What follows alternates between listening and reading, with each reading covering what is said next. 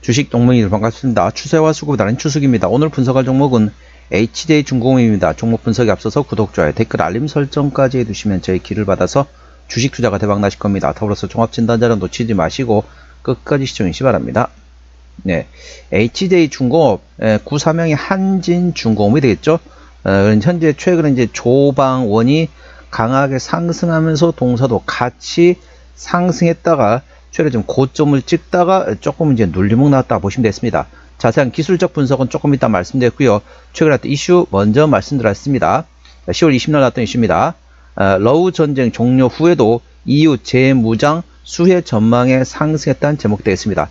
참고적으로 더보기에 해시태그 보시면서 제 설명 들으면 조금 더 이해가 빠르실 겁니다. 8월에 푸틴 트럼프 회담, 10월에는 이스라엘 팔레스타인 휴전에 방위산업 업종 주가가 하락세를 보였지만 전쟁이 끝나도 교훈과 정책 변화를 바탕으로 재무장의 시간이 펼쳐질 것으로 분석되고 있다.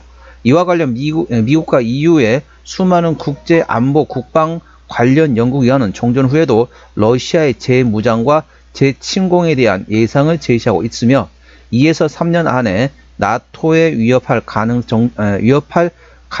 가할 정도의 지상 방상 전력을 복구하고 3, 4년 안에 지역전, 발트해 인근의 지역전, 그리고 5에서 8년 이내에 더 큰 전쟁을 수행할 능력과 가능성이 있다고 분석했다. 이에 EU의 재무장을 위한 정책 기조는 계속될 것으로 전망되어 있습니다.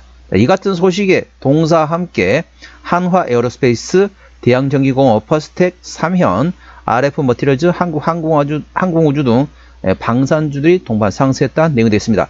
자세한 내용은 더보기에 해시태그 참고하시고요.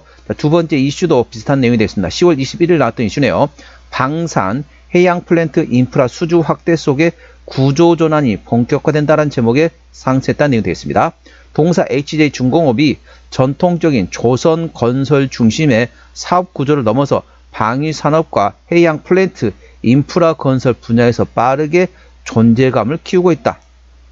최근 국내 프로젝트 수주가 잇따르면서 기업 체질 개선과 성장축 재편이 동시에 진행되고 있다.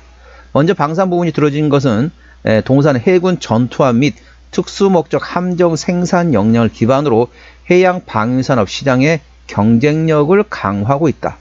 최근 최신형 상륙함과 군함, 초계함 설계 능력과 건조 기술을 확보하며 해군 전력 현대화 산업의 주요 참여 업체로 자리매김하고 있다.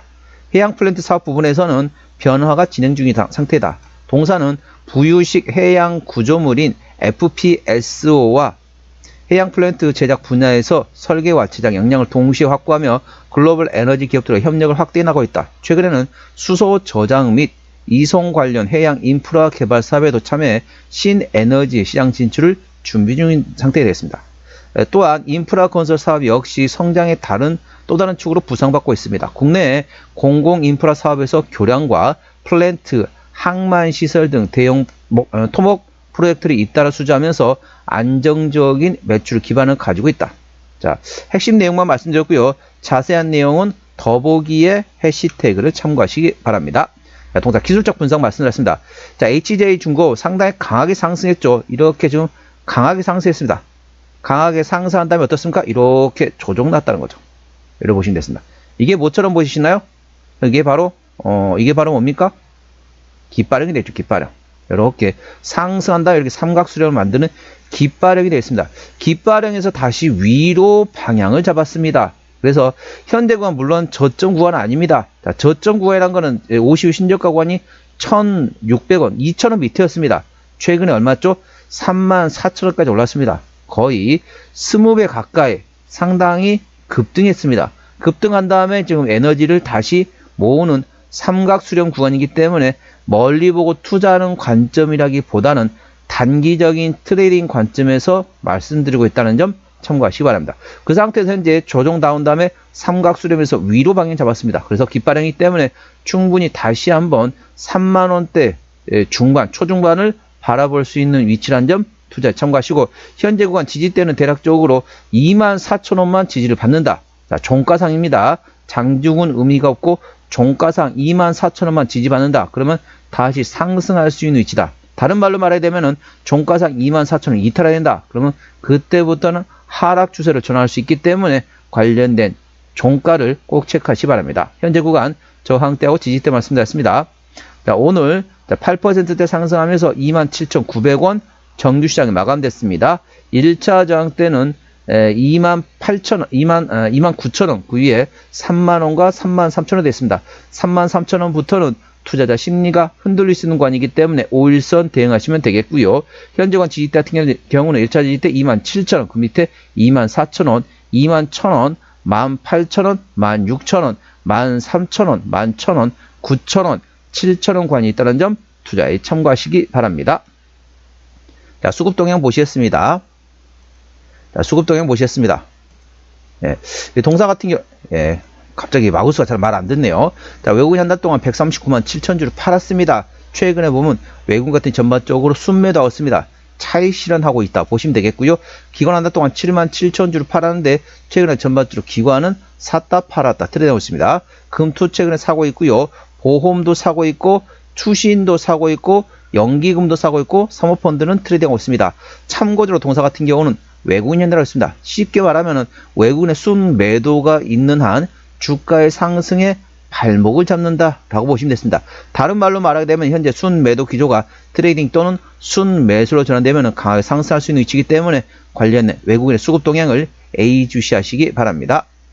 자, 신용비율은 제로입니다. 이 정도면 양호하다 안정적이다 보시면 되겠고 시가총액은 2조 3천억 원대이기 때문에 코스피 100위권 밖에 있기 때문에 중소형주로 인식하시면 되겠습니다. 자, 최대 주주 지분율 보시도록 하겠습니다. 책임경영 확인차는 보고 있죠?